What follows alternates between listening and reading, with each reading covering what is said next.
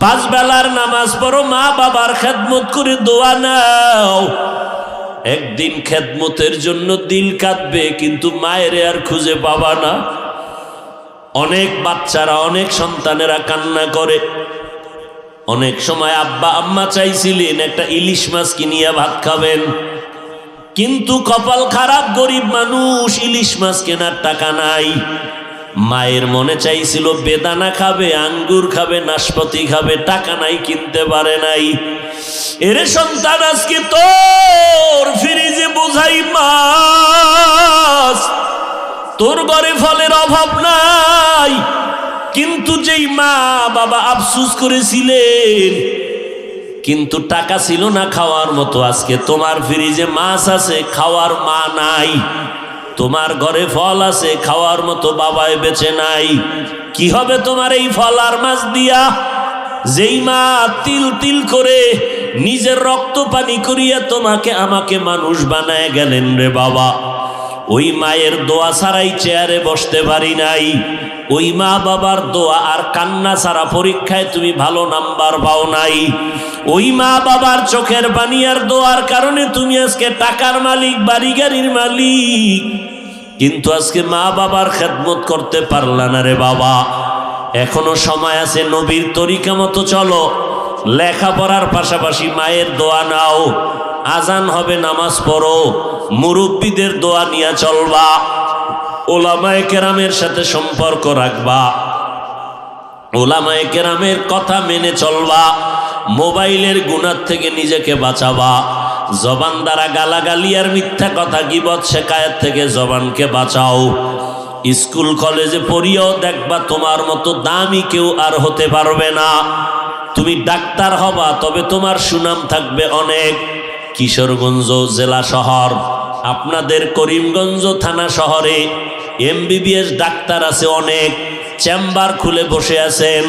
ও বাবা, আল্লাহ বিবেক দিছে, চিন্তা করো, এত এমবিবিএস ডাক্তার, 5-7 জন ডাক্তার চেম্বার খুলে বসছেন, FRCS MCPS এর সার্টিফিকেট নিয়া। নজর করে দেখছো নি রে বাবা, অনেক ডাক্তারেরা রুগী পায় না, আবার অনেক ডাক্তারের চেম্বারে রাত্র 12টা পর্যন্ত রুগীর সিরিয়াল আসেনি। বিষয়টা কি রে বাবা? সবাই তো এমবিবিএস ডাক্তার, কিন্তু কেউ রুগী পায় না, আর কারো থেকে রুগী যায় না। কারণটা কি জানো? ওর সুন্দর আদর্শ আর ব্যবহার আর মা বাবার দোয়া। ডাক্তার তো অভাব নাই, আদর্শওয়ালা ডাক্তারের বড় অভাব। এই জন্য নবী বলেন, দুটো জিনিস রেখে গেলাম, ধরে রাখো। 1 নম্বরে কোরআন, 2 নম্বরে নবীর সুন্নতের মালা গলায় লাগাও।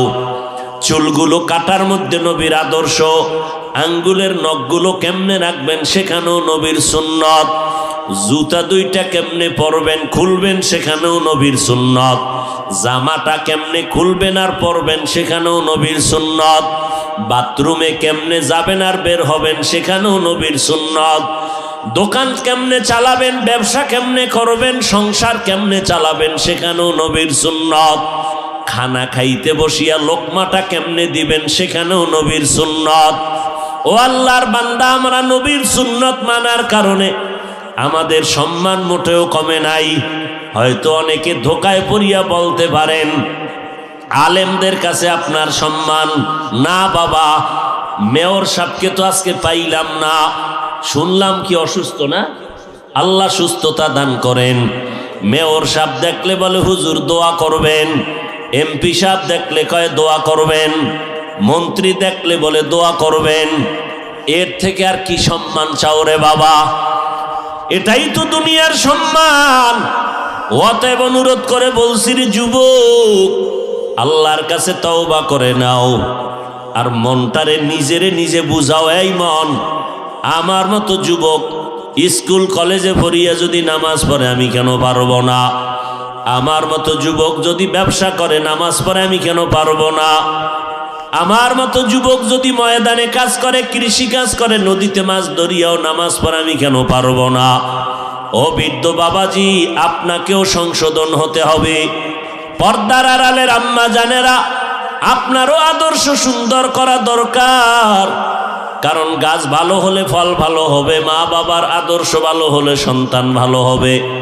এরে আম্মা জান, আপনারা নবীদের মা, সাহাবায়ে কেরামের মা, আউলিয়ায়ে কেরামের মা। খাদিজা রাদিয়াল্লাহু আনহার মতো নারী, ফাতেমা রাদিয়াল্লাহু আনহার মতো নারী, আয়েশা রাদিয়াল্লাহু আনহার মতো নারী।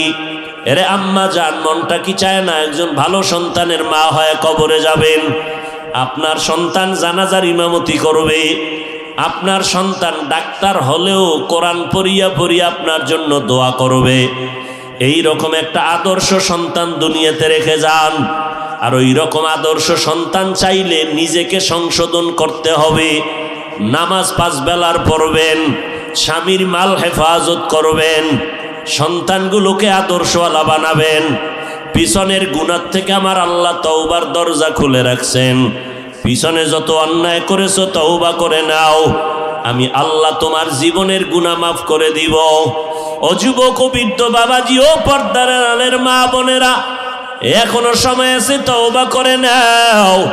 আমার আল্লাহকে মনে মনে ডেকে বলো, রে আল্লাহ, এই ময়দানে আমার মতো গুনাহগার কেউ নাই। আমার গুনার খবর আমার মা, আমার বাবা, আমার ভাই বোনেরা কেউ জানে না। যদি আমার গুনার খবর আমার মা বাবা ভাই বোন জানতেন, কেউ আমারে সম্মান করত না। ও আল্লাহ, আপনি আমার সব কিছু জানিয়া খাবার বন্ধ করেন নাই, বাতাস বন্ধ করেন নাই। আয় আল্লাহ, আজকে আমি মনে করলাম আপনি আমার জন্য বড় দয়াময়। আমার মায়ে যদি গুনার খবর জানতো, জায়গা দিত না, ভাই বোনেরা জানলে সম্মান দিত না। আয় আল্লাহ, আপনি জানার পরেও তো আমার উপরে রাগ করিয়া পানি বন্ধ করেন নাই।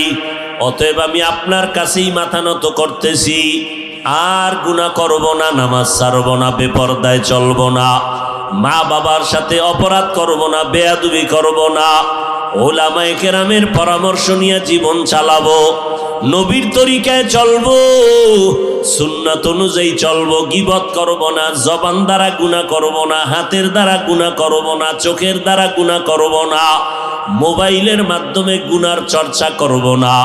তওবা করার যদি মনের মতো তওবা এখনো করতে পারেন, আমার আল্লাহ 1 সেকেন্ডের মধ্যে আপনার গুনার খাতা থেকে নাম কাটিয়া আল্লাহ জান্নাতীদের খাতায় নামটা উঠাইয়া দিবেন।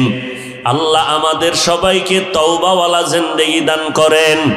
আমাদের তওবার উপরে মজবুত হইয়া মরণ পর্যন্ত চলার তৌফিক দান করেন। নবীজির আদর্শ মানিয়া, ওলামায়ে কেরামের পরামর্শ নিয়া, মা বাবার দোয়া নিয়া চলার তৌফিক দান করেন, আমিন। করবে, কুকুর করবে না। কুকুর কোনোদিন মালিকের লাত্তি খায় ঠিক, কিন্তু বেয়াদবি করে না। আর মানুষ মালিকের সব কুলি খাইয়া আল্লাহর বিরোধিতা করে। এই জন্য আল্লাহ বলে মানুষ বড় বেঈমান, বড় নিমক হারাম। আল্লাহ তাআলার মহিমা, নবী বলেন 2 জিনিস ধরে রাখ, আমার আল্লাহর কোরআন, আমার সুন্নাত।